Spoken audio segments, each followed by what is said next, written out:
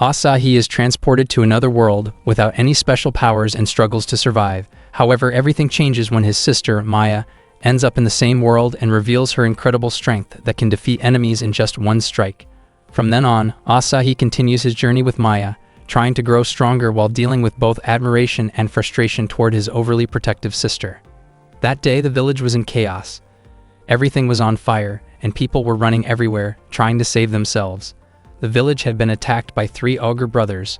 A little girl was crying and hiding in fear, while the 3 ogres roamed around, searching for any humans who might still be alive. Suddenly, a young boy appeared before the 3 ogres who were celebrating their victory. He drew his sword and confidently introduced himself as Ikusaba Asahi, the adventurer. The 3 ogres mocked him for daring to challenge them alone. But with a calm yet arrogant tone, Asahi warned them not to attack him, saying that they would regret it if they did. He even told them not to hold a grudge against him afterward. The first ogre grew angry at Asahi's confidence and leaped forward to attack. But before it could reach him, a massive sharp stone suddenly erupted from the ground and impaled the creature. The rock shattered, and then Ikusaba Maya appeared.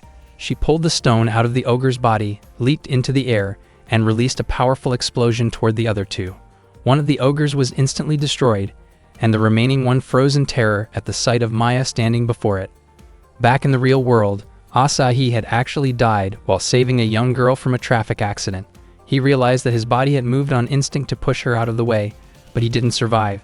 From a distance, he saw the girl safe and sound, which made him feel thankful. At least it was a happy ending.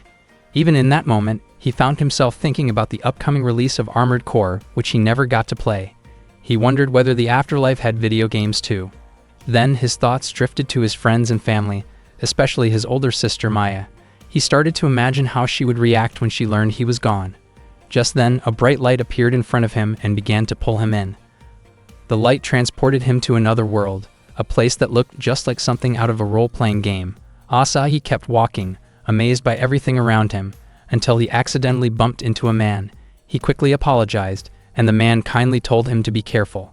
The place looked like medieval Europe, except everyone was speaking Japanese. When Asahi spotted a guild and a skill shop, he suddenly realized what was going on. After dying in the accident, he must have been reincarnated into a game world. Overwhelmed with excitement, Asahi shouted out loud, drawing confused looks from the people nearby. Realizing how strange he must have seemed, he tried to compose himself. He took out his phone, hoping to take a selfie and upload it, but there was no signal anywhere. Without a way to contact anyone and no money to his name, Asahi decided he'd just have to survive on his own. He went to a pawn shop to sell his phone. The shopkeeper was fascinated by the strange item, calling it a rare find, and offered him 500 coins for it. Asahi used the money to buy a sword and some armor. To him, it was simple. If you're broke in a game, you just sell useless items to get what's important. After changing into his new gear, he tested out his sword. With his speed and reflexes, he figured he was best suited to fight on the front line. Feeling ready, he decided to begin his new adventure. He headed to the guild to register for a quest. The guild receptionist, Thanya, greeted him warmly. Asahi told her he wanted to take on his first mission. Excited to help a new adventurer, Thanya asked if he was nervous, then handed him a registration form. After filling in his name, Thanya helped him choose a beginner quest. She recommended hunting a killer rabbit, saying it was one of the easiest tasks available. Without giving it much thought, Asahi accepted. But as soon as he arrived at the location, he found himself facing a massive wyvern instead of a rabbit.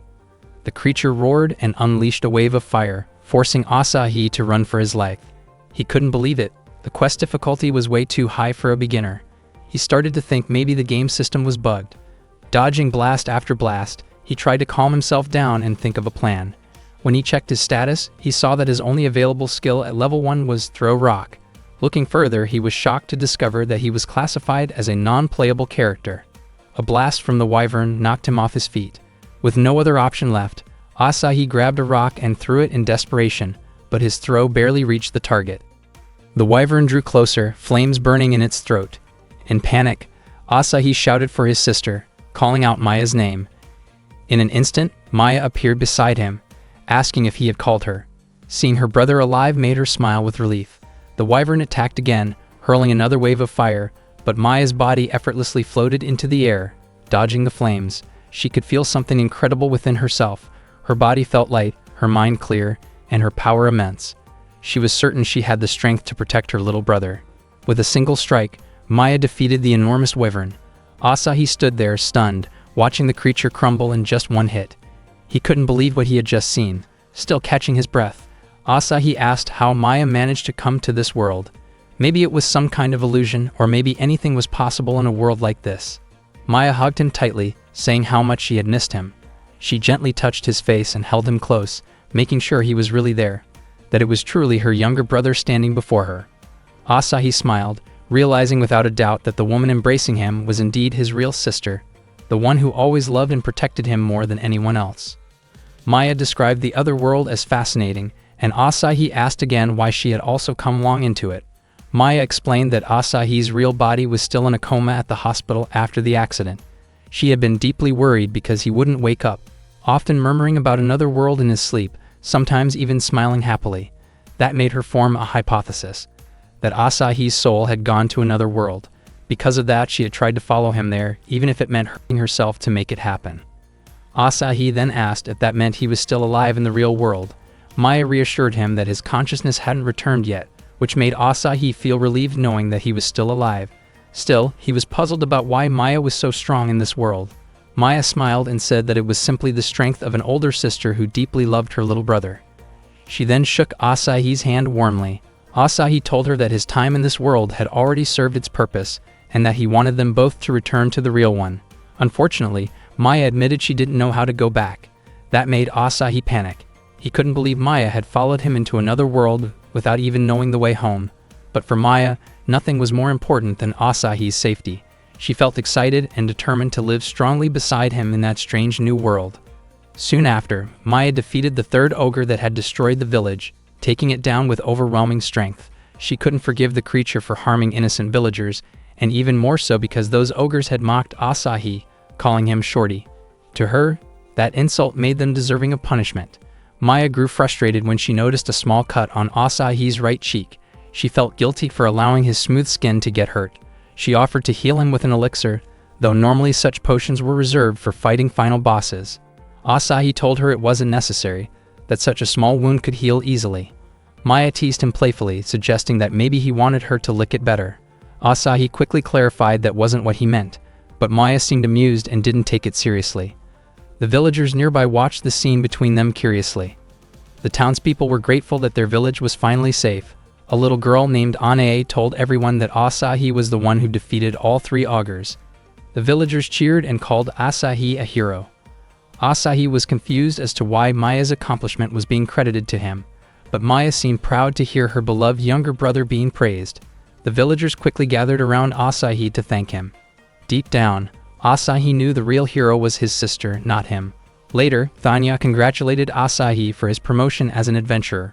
From the rabbit rank up to the ogre rank, it was considered one of the biggest leaps in rank ever achieved in such a short time. She then handed him the ogre badge.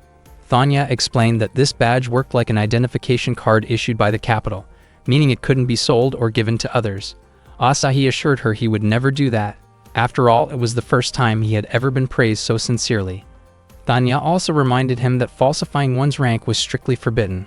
Asahi didn't quite understand what she meant by falsifying a rank, so Thanya gave an example. Pretending to be stronger than one actually was, just to get a higher rank, was considered a serious crime, and being caught could have fatal consequences. Thanya reassured him that he didn't need to worry about such things. Asahi laughed, though inwardly he was quite anxious. Afterward, Asahi begged Maya to hide her real strength and make it look like he was the powerful one instead. Maya didn't completely understand why, but she agreed to try. Asahi asked if she could check her status screen or stats, but Maya seemed confused about what he meant. She even thought he was asking about her body measurements. Asahi quickly explained that she just needed to hold out her hand and say status to bring up her panel.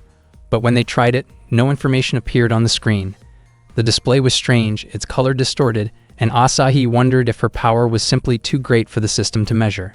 He couldn't help but think how strange it was that his sister, not he himself, had ended up being the strong one in this world. Before they continued, Asahi told Maya to make sure never to show her status to anyone else. It had to remain their secret. Maya agreed, then teasingly added that she was also curious about Asahi's own secret numbers, like how many moles he had on his body. Suddenly, the townspeople began cheering and calling out Siegfried's name. Some of them shouted words of encouragement for the 4 heroes who were about to face the demon lord. Curious, Asahi asked if those 4 were famous in that place. Juan, the man Asahi had met earlier at the pawnshop, explained that they were members of the strongest clan in the region called Balmung. He added that this parade was a send-off before they set out to battle the demon lord. That was when Asahi learned that a demon lord actually existed in this world. He thought of it like the final boss in a game. Asahi recalled a theory about reincarnation that said defeating the demon lord might allow someone to return to their original world. Hearing that, Maya confidently declared that she would defeat the demon lord herself, but Asahi doubted it would be that easy. Juan laughed and said that even high-ranked adventurers needed more experience before facing such a powerful enemy. The leader of Balmung, Siegfried the Dragon Hunter, was a Dragon-class adventurer, a rank 2 tiers above Augur class. Asahi was amazed, thinking that one day he wanted to become that strong too. Suddenly, a man named Delin burst into anger, saying that he had always hated Siegfried and calling him an arrogant brat. In his rage, Delin smashed a table in the tavern.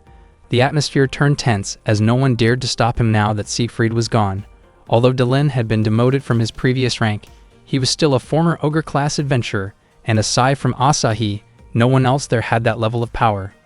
People in the tavern recognized Asahi as the young genius who had climbed ranks at an incredible pace. Then, a little girl, the daughter of the tavern owner, ran up to him, pleading for Asahi to avenge her father's restaurant. As soon as the townsfolk heard Asahi's name, they began cheering for him, calling him a hero and chanting his name over and over, begging him to help the girl. Asahi was completely bewildered. He wondered why everyone was relying on him. After all, it would be disastrous if they found out how weak he actually was. Delin sneered and insulted Asahi, calling him short. Maya became furious that someone dared to mock her younger brother, but Asahi quickly tried to calm her down, reminding her that the person in front of them was still a human being. However, Maya declared that she would bombard Delin with spells until he regretted everything he had done.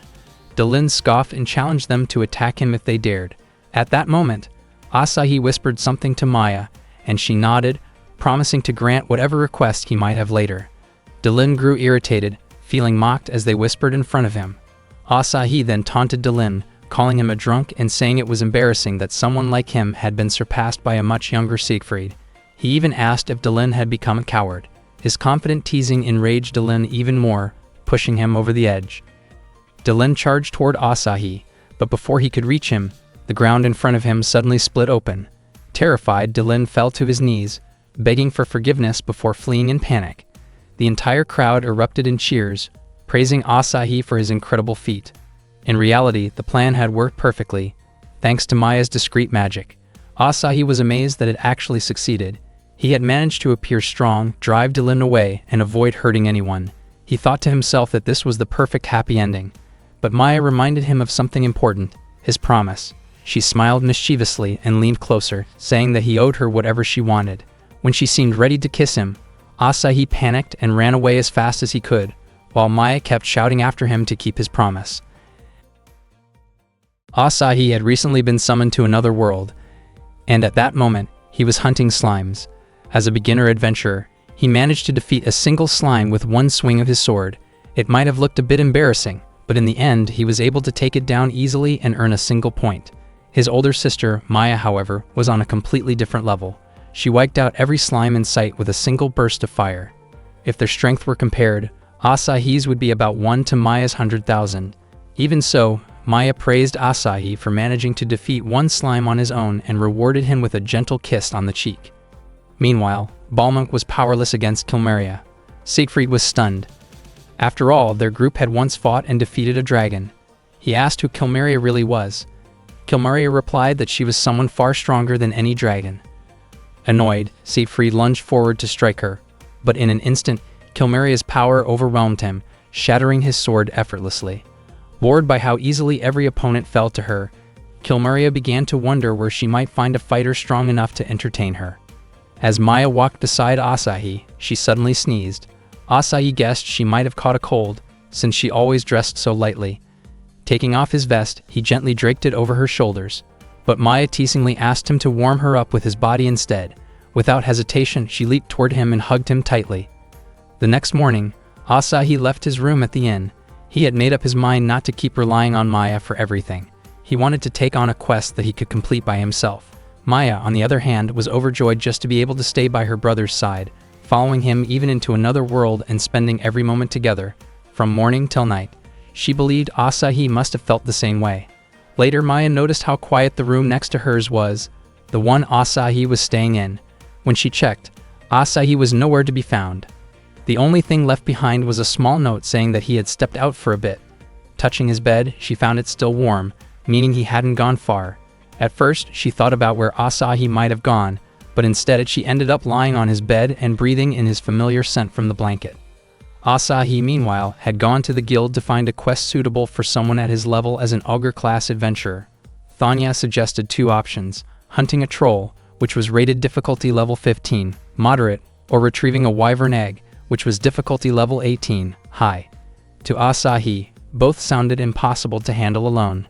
What he really wanted was a simple quest he could finish quickly, so Maya wouldn't worry and come looking for him. He asked if there were any easier quests available nearby.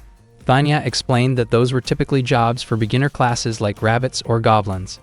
Asahi decided to take one of those anyway, reminding himself that he was still a novice, and that if the town ever faced danger, he would rush back to help. Hearing that, Thanya praised his attitude and called him admirable. She offered him a simple quest, picking rainbow mushrooms in the Claudio Forest, a level 2 quest meant for beginners. Asahi accepted it, saying that no matter how small a mission might seem, someone still had to do it. He was confident that collecting mushrooms wouldn't require Maya's help.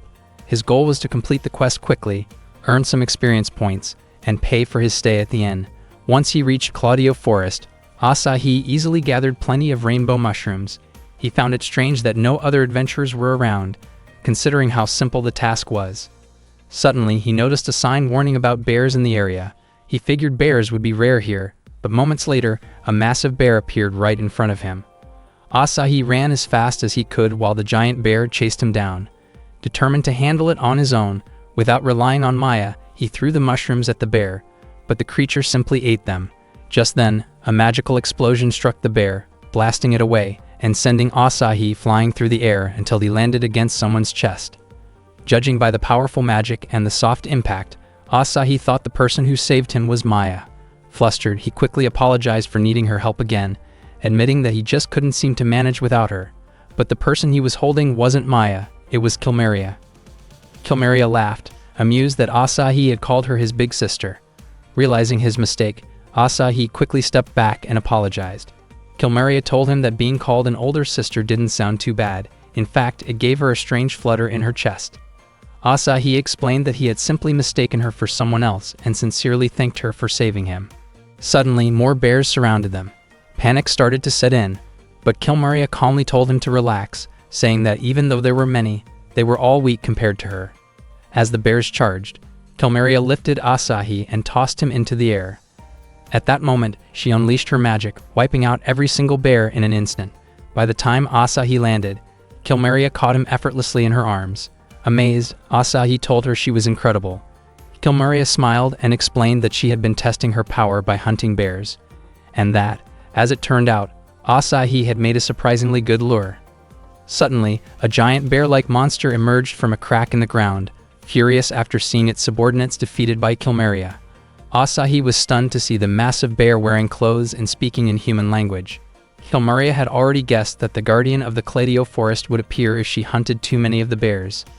That guardian was known as the Kaiser Bear. The Kaiser Bear accused Kilmeria of hunting fellow demons just to test her own strength. It called her Kilmeria the Destroyer. Kilmeria simply laughed and took that as a compliment. Asahi, who had only come there to collect mushrooms for his quest, couldn't believe how he had ended up in such a terrifying situation. The Kaiser Bear released its power, and Asahi felt certain that he was about to die. But Kilmeria quickly pulled him close and shielded him. The bear breathed fire toward them, assuming its attack had burned them both. However, Kilmeria had created a barrier strong enough to block the flames. She mocked the Kaiser Bear's fire, calling it weak compared to her own power.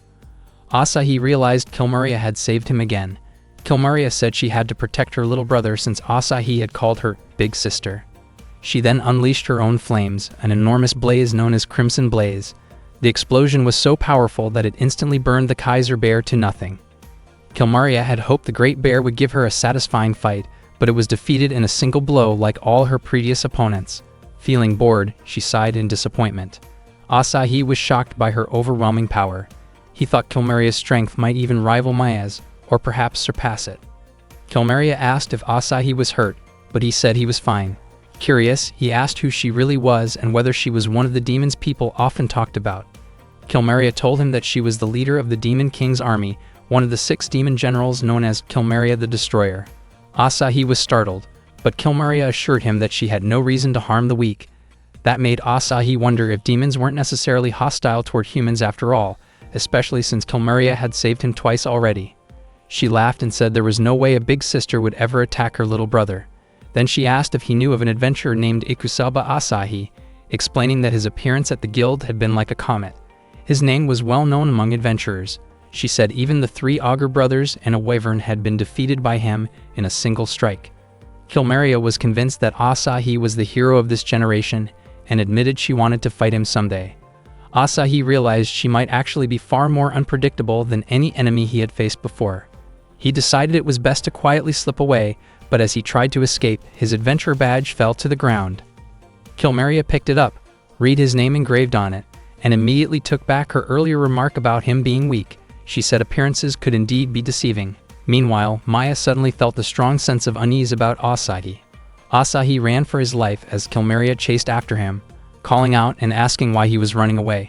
She told him to fight her instead. Terrified, Asahi was sure that a single hit from her would be the end of him. Kilmaria flew after him, nearly catching him, until a powerful force stopped her in her tracks.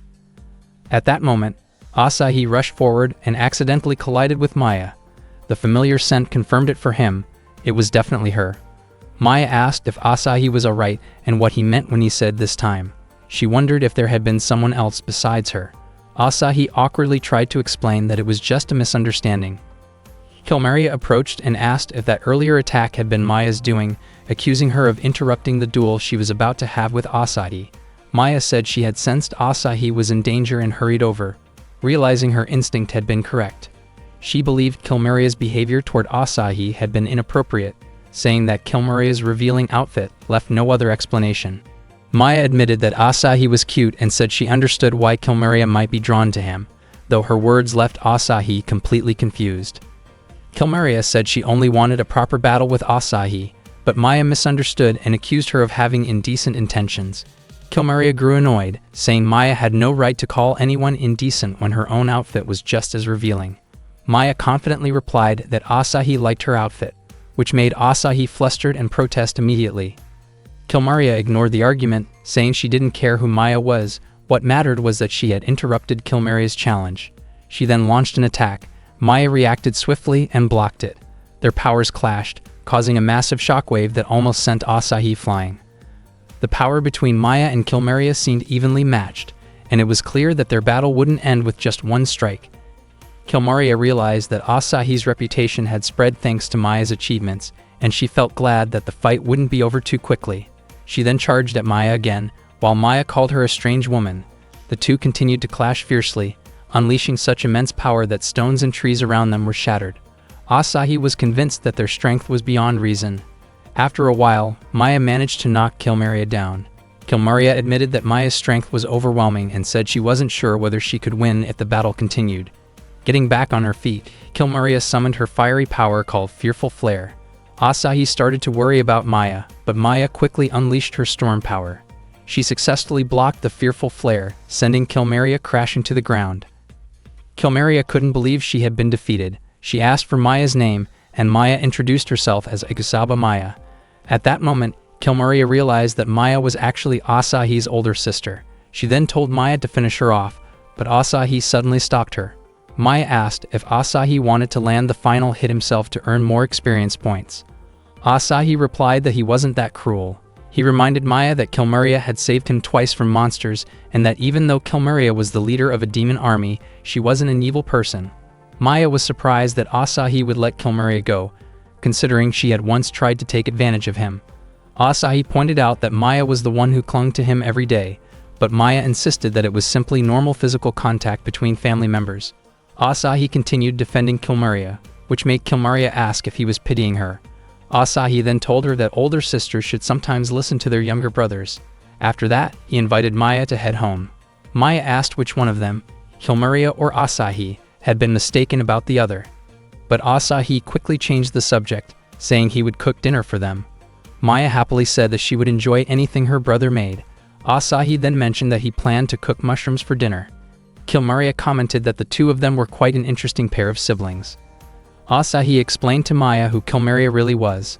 Maya admitted that Kilmaria was unlike any monster they had encountered so far and acknowledged her strength. Asahi praised his sister for defeating Kilmaria all by herself, and then asked why she hadn't run out of magic points after such an intense battle. Maya claimed she was fine, but then suddenly said that her magic power was completely drained and that she couldn't walk anymore, so she asked Asahi to carry her. Asahi suspected she was pretending since she had looked perfectly fine moments ago. He ended up calling Kilmaria for help. That night, Asahi and Maya shared dinner together. They ate rainbow mushrooms, and after taking a bite, Asahi was surprised by how delicious they were. Maya said it was only natural, since Asahi had risked his life to pick them. Asahi admitted that he thought it would be a much easier mission at first. He then asked Maya why she named her powers Big Sister's Flame and Big Sister's Storm, saying those names sounded too simple compared to Kilmaria's dramatic attack names like Crimson Blaze and Fearful Flare. Maya confidently replied that even if her attack names were simple, her strength was in no way inferior to Kilmaria's. Then she thought of a cooler name, Big Sister's Hurricane. Asahi suggested that maybe she should drop the Big Sister part altogether. That day, Maya had once again saved Asahi from a group of monsters chasing him. Asahi told her she didn't need to keep helping him. Maya replied that she wouldn't have stepped in if he had been attacked by just one monster, but since he was surrounded, she had no choice but to help. Afterward, Maya helped Asahi get back on his feet and brushed off the dirt on his clothes. She teased him lightheartedly about how clumsy he was. Maya had a tendency to be overly affectionate with her younger brother. She cared for him deeply and often went overboard in expressing it. She gave him a tight hug, saying that she was just happy he was safe. Asahi, slightly embarrassed, asked her to stop being so clingy. Though he appreciated her concern, Asahi couldn't help but feel helpless. That day, Asahi found himself in the kingdom of Caesarion, the capital city of Epiphania. He felt genuinely happy when he checked his status screen. He had finally reached level 10. Maya congratulated him warmly. Even though it was still a low level, just past the beginner stage, Asahi was proud of his progress. However, Maya noticed that the experience points from the dozens or even hundreds of monsters she had defeated didn't seem to be added to Asahi's status. Asahi guessed that experience points were probably distributed based on contribution or damage dealt, maybe even through support roles like healing or buffing. He concluded that his level would only increase if he actively fought on his own. Maya then suggested a faster way to level up. She could capture a monster for him, and Asahi could attack it while it was unable to fight back. Asahi refused, saying that it would feel wrong to attack something that couldn't defend itself, even if it was just to gain experience. Trying to think of another way, Maya jokingly suggested that Asahi could attack her instead. Since her level was extremely high, he would gain a lot of experience points from it. But Asahi immediately turned down the idea, saying that he didn't want to risk hurting her. Hearing that, Maya blushed slightly and hugged him again, touched by his kindness. Once again, Asahi asked her to let go. He said that leveling up would be more enjoyable if it happened gradually. Using shortcuts or cheats would only take away the fun and challenge of the adventure. Maya smiled faintly, saying that she could probably end most of their adventures with a single strike. Then she added that maybe Asahi didn't even need to become stronger. Her words hit him hard, especially since he had been trying so hard to improve himself. Maya reminded him that moving forward could be dangerous. But even so, Asahi insisted that he wanted to get stronger on his own. When Asahi checked his status again, Maya interrupted, asking him to pay attention to her instead. Asahi then decided to test one of his skills. In an instant, he vanished from sight, leaving Maya, who had been hugging him, almost falling forward. The skill he used was called Escape, an ability that allowed him to flee from tight situations. Feeling victorious for once, Asahi was proud that he managed to slip away from Maya's grasp. But when he turned around, he saw Maya's eyes sparkling with excitement. She said that the more her target tried to run, the more fired up she became. Asahi panicked as Maya began to chase after him. He shouted, begging her not to treat her own little brother like prey. He tried using Escape again, but this time it didn't work. He wondered if it failed because he was out of MP, or if the skill could only be used once. Before he could figure it out, Maya caught up to him and hugged him tightly again, relieved that he was safe. Later, Asahi returned to the guild. He realized that he wouldn't grow stronger if he kept relying solely on Maya. He decided to try forming a party with other adventurers, but it turned out to be more complicated than he expected. He had almost forgotten that teaming up with others was a normal thing in this world since he was always with Maya. Asahi imagined what it would be like to take on raid bosses together, explore new places, share meals and stories, and make memorable experiences with his teammates. Just as he was lost in thought, Thanya, a friendly guild receptionist, approached him and asked if he was looking for party members. She mentioned that there were still a few open spots available. Then she asked whether Asahi was still adventuring solo. Asahi replied that he wasn't alone, he was always with Maya. Thanya assumed that Asahi was the main attacker while Maya supported him from behind, though the reality was quite the opposite. Thanya explained that party formations were flexible, but the most effective ones were usually well balanced. She gave an example: Balmunk, a famous party led by Siegfried. Its members included Gordon, a tank known for his unbeatable defense; Mimosa, a master of all kinds of magic and support spells; Shulain, an elf archer who specialized in long-range combat; and Siegfried himself, who excelled in close-quarters fighting. Thanya said that Balmunk was considered the ideal party structure. Asahi agreed, saying that sharing roles in battle sounded fun. Then he asked what Siegfried and his team were doing at the moment, since he had heard before that they set out to defeat the Demon King's army. Thanya explained that Balmunk had been ambushed by a mysterious enemy and was forced to retreat. Surprise, Asahi couldn't believe that even Balmunk had to flee. When Asahi walked outside, he saw a drunk man being harassed by a group of thugs. He didn't really want to get involved at first, but when it looked like they were about to seriously hurt the man, Asahi couldn't just stand by. He threw a rock at them, unable to ignore what was happening. Asahi couldn't stand seeing someone being bullied, so he yelled at the drunk man to run away. The three thugs immediately turned on Asahi. He planned to use his escape skill once they got close, but before he could do anything, the drunk man suddenly fought back and took them down effortlessly. Asahi was stunned. That man had just taken out three thugs in a blink. He couldn't help but wonder who he really was. A moment later, the drunk man started vomiting. Asahi went over to help, gently patting his back to make him feel better. The man thanked him afterward. That's when Asahi finally realized who he was. It was Siegfried. After drinking some water, Siegfried started feeling a little better and thanked Asahi again. Asahi asked if the man before him was really Siegfried, the dragon-class adventurer better known as the Dragon Hunter. Siegfried admitted it was true, but said he didn't feel worthy of such a grand title. He joked that Loyal Dog Pachi might be a more fitting name for him right now. Curious, Asahi asked what had happened to him. Siegfried began telling his story.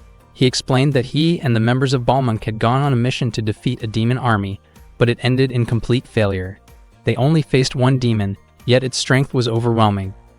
Every attack they made was brushed off as if it were a child's punch, and the demon hadn't even been fighting seriously. Asahi couldn't believe there was a demon that terrifying. Siegfried said that after that defeat, his confidence was shattered. All he could do now was drink to forget. Frustrated, Siegfried began ranting about his name, how his parents gave him such a noble one, and how he'd always tried not to disgrace it. He used to act cool just to cheer himself up, and before he knew it, he had taken on missions to fight demons. Asahi tried to comfort him, saying that at least Siegfried had gained things that couldn't be replaced, like his friends, companions, and memories. He mentioned that Thanya once told him Balmunk was considered the ideal adventuring party. Siegfried replied that reality wasn't that simple. He explained how things really were in Balmunk.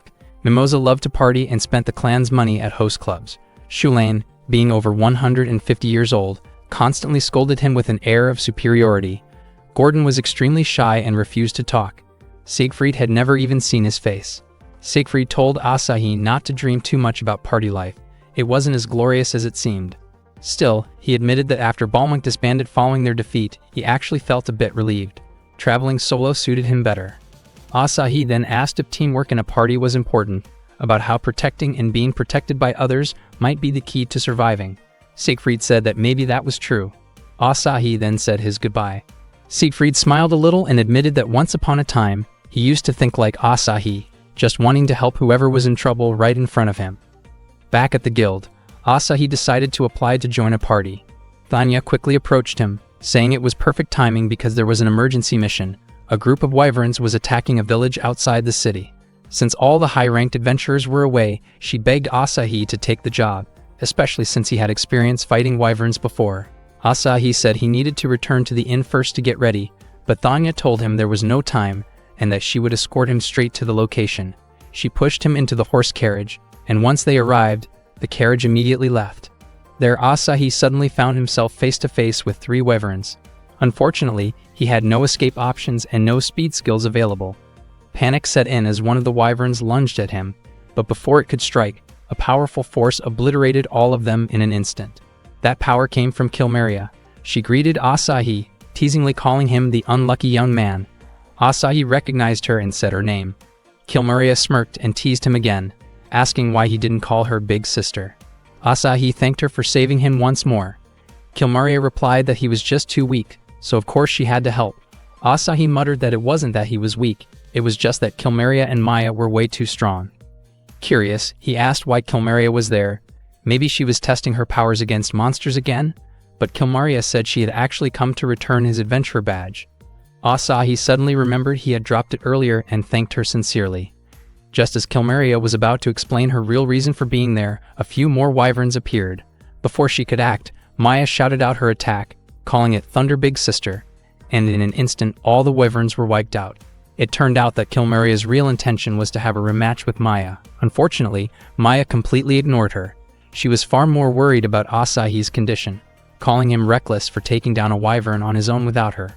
Maya then told Asahi that they should head home, dismissing Kilmeria altogether. Kilmeria called out to them, and Maya responded by addressing her as the half-naked woman, saying that Kilmeria's outfit was harmful to Asahi's eyes. She told Kilmeria to stay out of Asahi's sight. Kilmeria, unwilling to back down, pointed out that Maya's own outfit was revealing too, showing her midriff. Maya replied that her outfit was chosen by Asahi since he liked the look of bikini-style armor. Asahi quickly shouted for them to stop dragging him into their argument, but that only made Kilmeria think he might actually have that kind of taste. Kilmeria insisted on having a rematch and claimed that she would not lose to Maya this time. Maya, confused, asked why she even needed to fight her again. Kilmeria said that one didn't need a reason to fight. It was simply to see who was stronger. Maya sighed, saying that sounded troublesome and that she didn't want to bother with anything that didn't involve Asahi. Kilmeria, frustrated, decided to take Asahi hostage. Asahi was completely confused by what she was doing. Kilmeria told him to pretend to cry and beg for help so that Maya would agree to fight her. Suddenly, Maya appeared right above Kilmeria, ready to strike. With a single punch, she knocked Kilmeria out instantly. Maya then turned around and told Asahi they should go home. However, Kilmeria quickly grabbed Maya's leg, tripping her. She demanded that Maya fight her and even called her indecent. In the middle of their scuffle, a wyvern suddenly appeared and snatched Asahi, carrying him high into the sky. Seeing Asahi in danger, both Maya and Kilmeria immediately went after the creature. Maya launched her Thunder Break attack, destroying the wyvern in a single strike. When the wyvern exploded, Asahi began falling, but Kilmeria swooped in and caught him just in time. Kilmeria praised Maya for attacking without hesitation, and Maya was surprised to see that Kilmeria could actually fly. She said she was glad to leave Asahi in the hands of someone capable. Kilmeria was taken aback that Maya would trust her, considering she was one of the 6 demon generals. Asahi couldn't help but think that Maya and Kilmeria were actually quite similar. Maya told Asahi they should head back, but before they could, Kilmeria grabbed Asahi again. She challenged Maya to fight her once more, promising that this time she wouldn't be careless. Asahi quickly used his escape skill and slipped free from Kilmeria's grasp. Surprised, Kilmeria asked since when he had learned teleportation magic. She admitted that maybe he could have survived even without her help, but Asahi told her that if he couldn't concentrate, his skill wouldn't work, so she really had saved him. Maya said she thought Asahi had managed that landing on his own, with Kilmeria just happening to be there. Kilmeria commented that the two of them were an interesting pair, saying Asahi wasn't just weak like he seemed.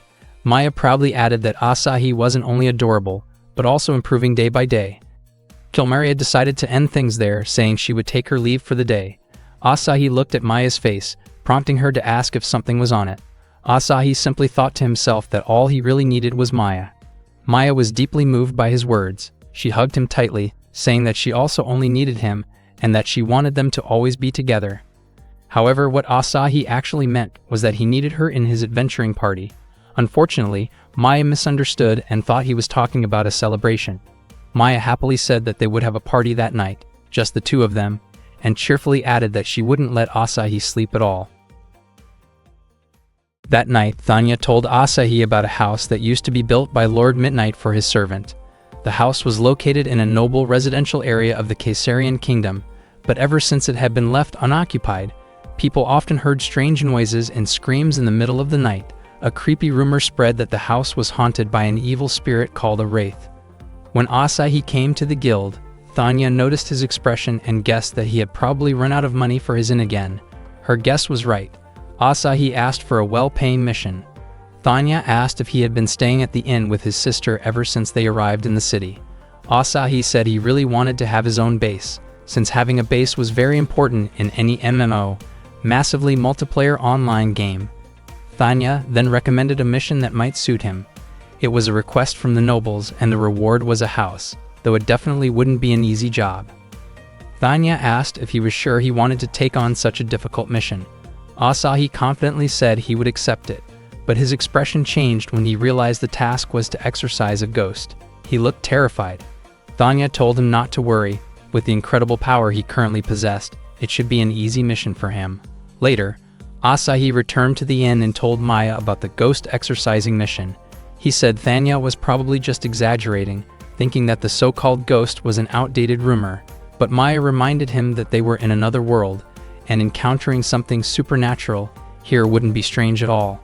Asahi insisted that whoever was living in that abandoned house without permission was probably just a vagrant or a fugitive. Maya suddenly startled him, teasing that he looked adorable when he was scared. That night, the two of them set out for the abandoned building to carry out the mission. On the way, Asahi asked why they didn't just go there the next morning instead. Maya explained that ghosts usually appeared at night, so going there in daylight would be pointless. She added that only by defeating the ghost could they claim the house as their own. Asahi mentioned that even high-level clerics had failed to deal with this spirit, leaving the guild puzzled. Maya was reminded of Asahi's childhood. Back when he played a horror game set in a haunted mansion, he became so scared afterward that he couldn't go to the bathroom alone and asked her to go with him. Asahi quickly said that was in the past, claiming he no longer feared ghosts or anything paranormal. Suddenly, a loud thunderclap made him jump, and Maya gently calmed him down, telling him it was just thunder and not coming their way. She said that after being together for 15 years, she knew perfectly well that Asahi didn't like ghosts and didn't need to pretend otherwise in front of her. As they continued toward the haunted house, Asahi walked behind Maya, hoping nothing would suddenly pop out at him. Then something did, and he screamed, but it turned out to be just a cat. In his panic, Asahi accidentally tugged on Maya's scarf, almost choking her. He quickly apologized and let go. When they finally reached the front of the house, Asahi tried to open the main door, but an odd force pushed him back instantly. Maya rushed over to check on him, and suddenly a ghostly voice echoed, warning them to leave if they valued their lives. Asahi felt his energy being drained. It was the ghost's skill. The voice confirmed his suspicion, saying it could absorb the life force of anyone who entered the house. Maya stepped forward to try dealing with it, but Asahi stopped her, afraid that the ghost might drain all of her power. However, the spirit tried to absorb Maya's energy and failed. Her power was so overwhelming that it ended up being released back. Maya easily opened the door afterward, and they stepped inside. The place looked like it needed cleaning, but it already had furniture. Maya said the house was actually pretty nice, and Asahi agreed, noting it was spacious enough for the two of them. Maya's mischievous thoughts surfaced. She said that unlike the inn, here they would have no neighbors, so they could live freely. Asahi told her that her imagination was scarier than the ghost itself. He commented that Maya didn't seem to have any fears. Maya paused for a moment, then admitted that she actually did have one fear. Asahi thought he was finally going to learn her weakness, but Maya teasingly said that her greatest fear was Asahi himself, especially if he ever tried to corner her. Asahi was annoyed and told her that even if they got the house, she was forbidden from doing anything like that. Maya burst into laughter, asking where the ghost had gone. She didn't believe it had simply vanished after failing to absorb her power. She suspected it was hiding somewhere and began checking the corners of the room, but found nothing. Asahi muttered that hopefully there wouldn't be any poltergeist activity. Suddenly, a chair flew across the room and hit him, knocking him back. Maya quickly helped him up and gave him a potion to recover. She told him to be careful. Suddenly, plates flew through the air and hit Asahi. Maya quickly gave him a high potion to heal his injuries faster. She told Asahi to be careful, convinced it had to be the work of a mischievous evil spirit.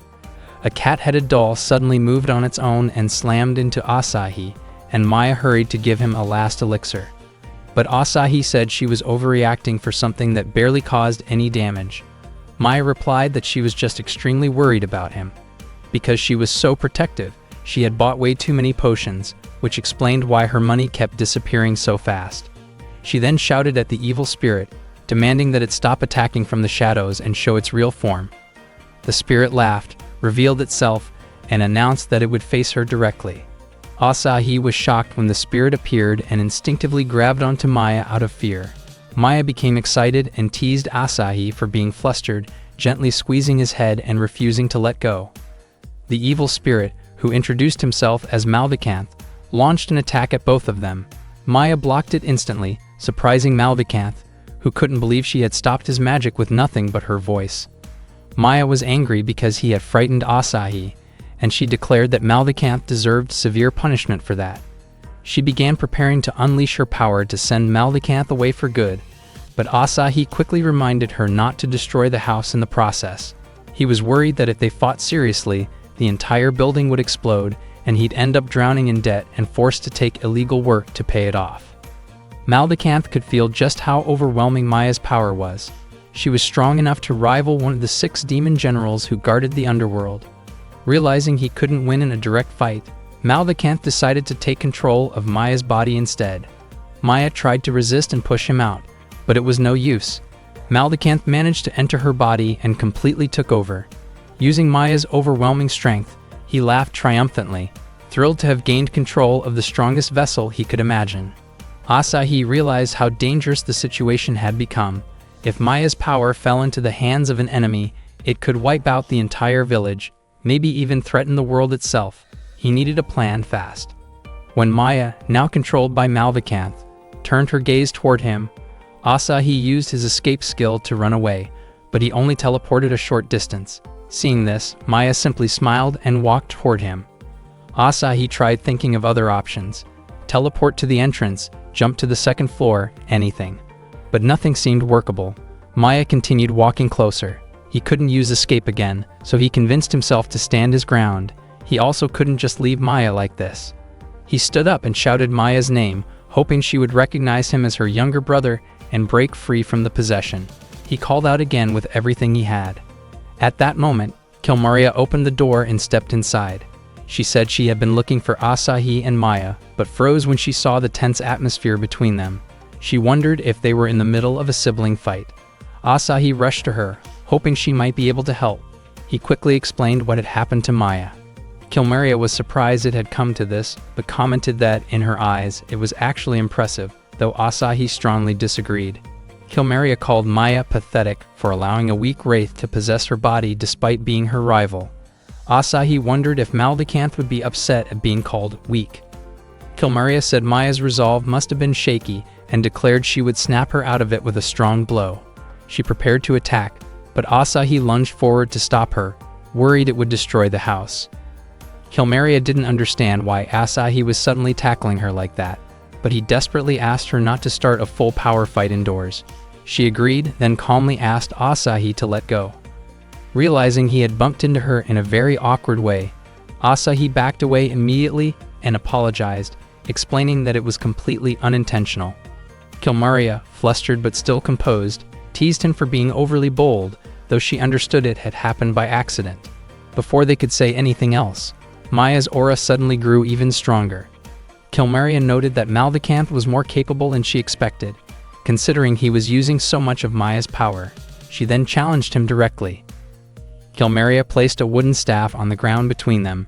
Asahi nervously asked what she was planning to do next.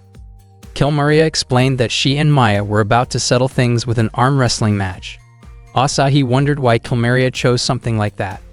Kilmaria said she was confident she could overpower Maya, and once Maya's strength dropped, She planned to force Malvikanth out of her body. She asked Asahi if that sounded like a solid idea, and Asahi agreed. Kilmeria then approached Maya and teased her, laughing as she questioned whether Maya was scared of losing or simply unable to compete. The two of them locked eyes with intense determination. Maya and Kilmeria began their match, gripping each other's hands tightly and pouring their strength into it. Their power was so overwhelming that objects around them started to shake and break. Asahi was even pushed back by the shockwave. Just as he expected, their strength was enough to destroy anything nearby, so he reminded them not to wreck his house. Kilmeria, thrilled by how strong Maya was, thought the match felt even more exciting than she imagined. She hadn't expected Malvikanth to be able to tap into Maya's immense power. Overjoyed, she said the match was turning out to be far more interesting than she planned.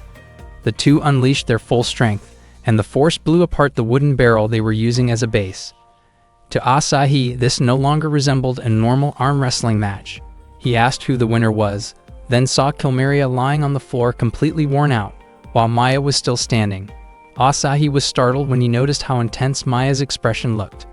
Maya suddenly charged toward him and pinned him to the ground. Asahi could feel how unbelievably strong she was. He told himself he couldn't lose to Malvikanth. He yelled for Malvikanth to leave Maya's body and declared he would never allow that spirit to take over the sister he cared about more than anything. Hearing that caused Maya's heart to race, and the sudden emotional surge forced Malvikanth out of her. Seeing this, Asahi asked if the spirit had been purified. He quickly called Maya's name, but Maya suddenly jumped toward him again. Asahi realized that Maya had returned to her usual behavior, energetic, dramatic, and overly affectionate, in a way that often made him uncomfortable. Maya teased him, saying she had no choice but to tackle him because the spirit had supposedly controlled her. She apologized, then admitted she actually hadn't been possessed. Malvikanth had tried, but Maya's own strength was much greater. Kilmeria had actually noticed from the start that Maya was acting. Asahi grew frustrated, wondering why Maya would joke like that when he had been genuinely worried. Maya apologized once more and said she came back to her senses because of him. Asahi asked her not to make jokes like that anymore since the spirit was already gone, and he suggested they return to the guild to make their report. Maya and Asahi left the house. After the two reported back to the guild, the house officially became theirs. They cleaned every corner of it. Maya was thrilled to finally have a home, and Asahi felt deeply grateful as well, because they finally had a place that belonged to just the two of them. That day, Asahi and Maya were exploring a long corridor. As they walked, Asahi accidentally pushed a section of the wall, which turned out to be a hidden switch. Maya assumed the wall was damaged, but Asahi believed it was similar to mechanisms found in dungeons. He asked Maya to step back. Suddenly, a massive boulder rolled toward them. Asahi realized it was a stone trap. Maya found it surprisingly exciting. Asahi tried to calm himself down, reminding himself that he was a proper adventurer. He spotted a door and prepared to run toward it, but Maya stayed where she was. Instead of retreating, she faced the boulder head-on and shattered it in an instant with a single kick. She cheerfully encouraged Asahi to continue their journey. Earlier that day, Asahi had visited the guild to request a new mission. Thanya had offered him an investigation request involving the ruins of a dungeon whose entrance was hidden in the Claudio Forest. If the dungeon turned out to be safe, the mission would later be open to lower-rank adventurers. Asahi felt a bit conflicted, knowing he held a high rank only because of Maya's overwhelming strength. He asked Thanya why the dungeon had only been discovered recently. Thanya explained that a mysterious natural disaster had reshaped the entire area. Rumors said the event had been caused by two fighters with extraordinary power, so she was hoping a hero like Asahi could look into it. Asahi was shocked to hear her describe him that way. After Thanya asked again if he was willing to help, he eventually agreed. As he walked toward Claudio Forest, Asahi repeated to himself that he might truly be a hero. A wild creature watched him from a distance, but the moment Maya appeared behind him, the animal panicked and ran off. Asahi continued walking calmly, though he felt frustrated, thinking that he would never grow stronger if he kept relying on Maya's protection.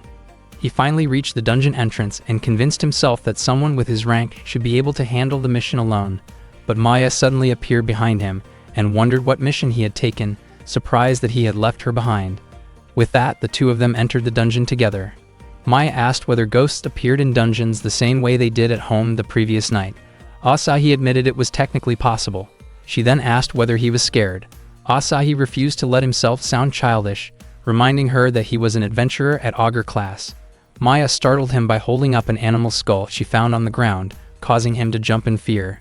She asked if she should take it home as a souvenir, but Asahi insisted she throw it away, worried it could be cursed.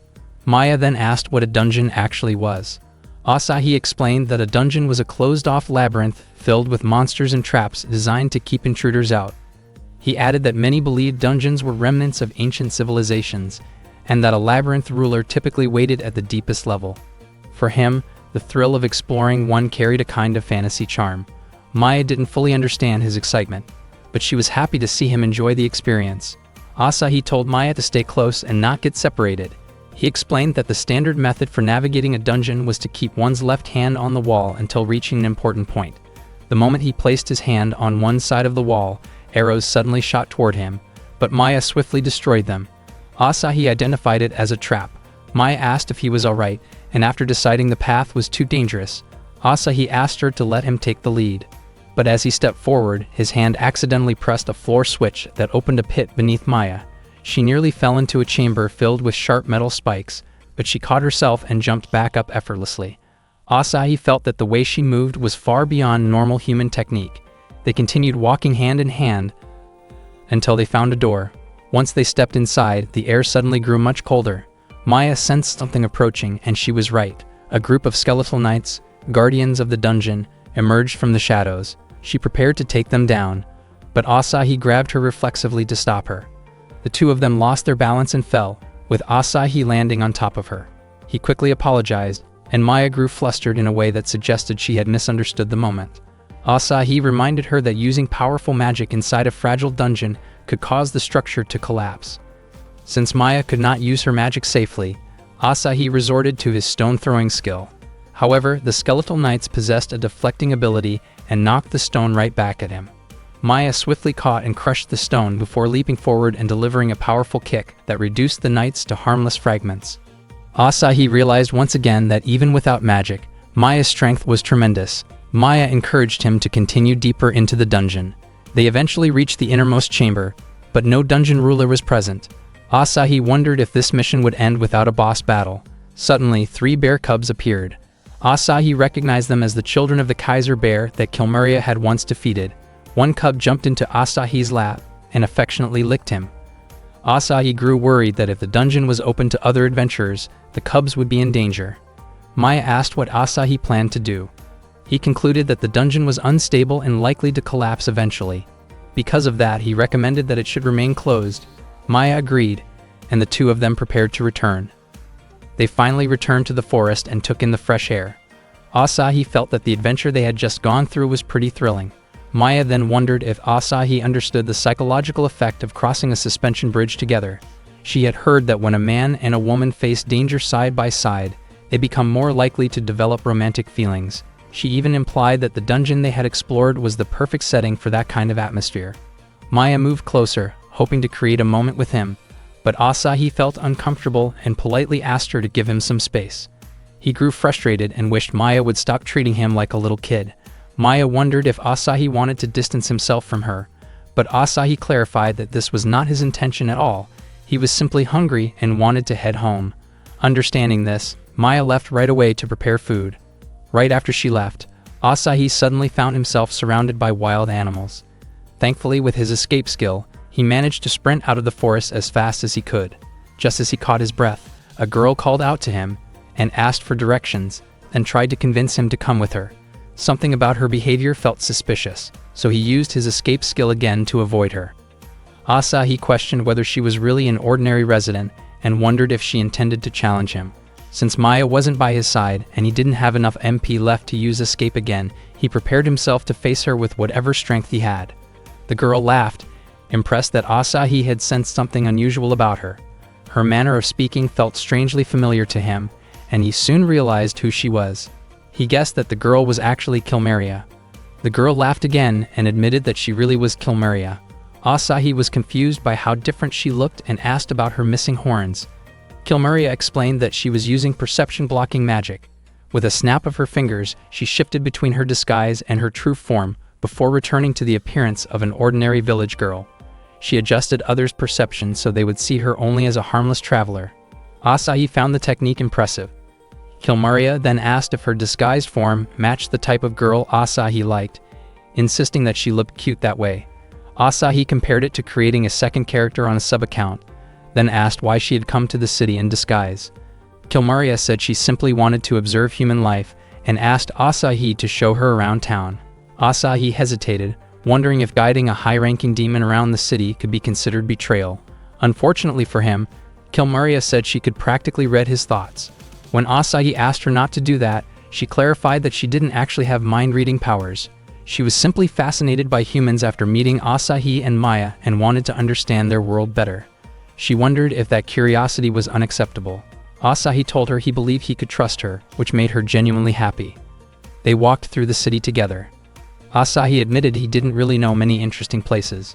Kilmaria, however, was delighted by almost everything. She pointed out how many physically weak humans were walking around and commented on the number of tall buildings everywhere. Asahi took Kilmaria to a large bridge, the first she had ever seen.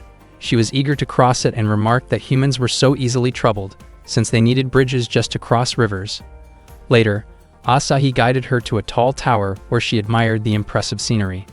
Noticing Asahi fall silent, Kilmaria wondered if he was thinking about Maya. Asahi suspected she was trying to read his mind again, but Kilmaria admitted she was simply curious. She asked if he and Maya had been arguing. She was surprised, since even siblings as close as Asahi and Maya could still clash. Asahi told her that disagreements were normal because humans were complicated. Kilmaria then asked if Asahi wanted to become a demon. The question shocked him. She explained that being a demon came with strength and abilities that were fun to use, and she invited him to leave Maya behind and join her instead. Asahi refused, saying he could never abandon Maya. Even if they faced many problems, Maya would always be family. Kilmaria responded by calling humans troublesome, fragile, and difficult to understand. Asahi went to the guild to meet Thanya. He explained that the dungeon should probably remain closed because it was unstable and could collapse, which would cause serious trouble. Thanya seemed irritated that Asahi arrived at the guild with a girl, yet she still handed him the mission reward. Asahi thanked her politely, while Kilmaria teased Thanya, which only made Thanya more upset before she walked away. Asahi scolded Kilmaria afterward because he worried that Thanya might misunderstand the situation. They went to a local eatery, and once the food arrived, Asahi suggested a small toast. They finished their meals, and Kilmaria ate with noticeable enthusiasm.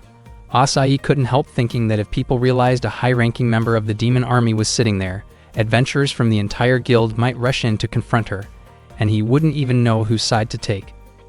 Kilmaria asked for a refill on her drink, and once she was satisfied, she invited Asahi to head out. Asahi quickly picked up the mission reward he had earned. Even though gathering it had been difficult, he planned to use it to treat Kilmaria. When Kilmaria reached the exit, the shop owner asked her to pay.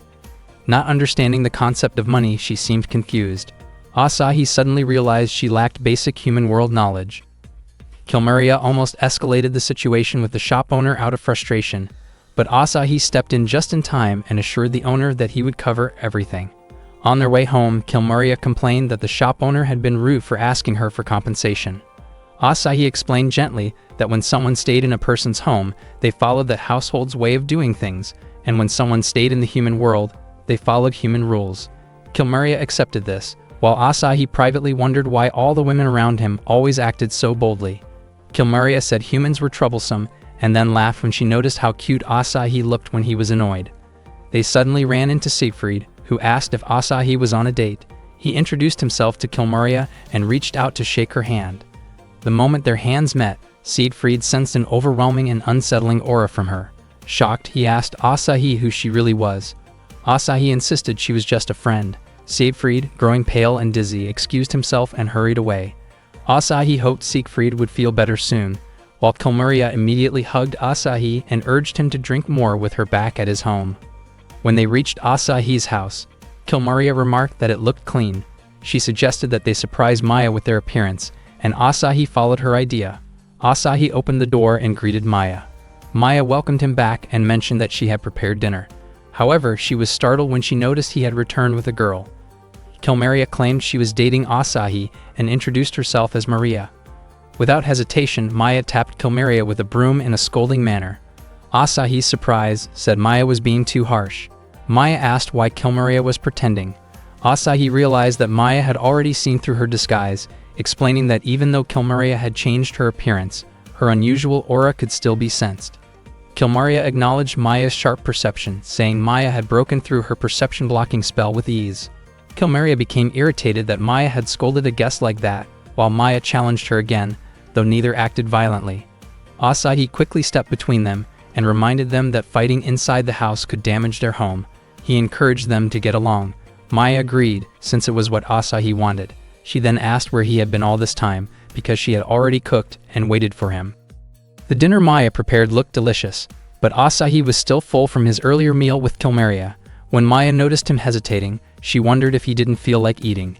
Kilmaria snapped her fingers, and Asahi suddenly felt hungry again. He realized that she had used magic on him. She then invited him to eat, but Maya reminded Kilmaria firmly that the food was meant for Asahi and that Kilmaria should head home. Maya explained to Asahi that taking care of someone was difficult, so he shouldn't casually offer resources without thinking. Feeling unfairly treated, Kilmaria sulked, saying she felt like Maya was treating her as if she were some stray creature. She insisted she didn't want to leave because she wanted to try more human food. Asahi pleaded with Maya to allow Kilmaria to eat with them. Maya eventually agreed, and the three of them ate dinner together. Asahi enjoyed the food wholeheartedly and thanked Maya for cooking. He explained that Maya had always been good at cooking and had made meals for him since long ago. Kilmaria admitted that Maya's presentation skills were impressive, but said she wasn't convinced about the taste yet. After trying it, she was surprised by how good it was. She praised Maya's cooking and said she wanted to come again to try more human dishes. The two women exchanged lively comments, and the dinner table grew pleasantly energetic.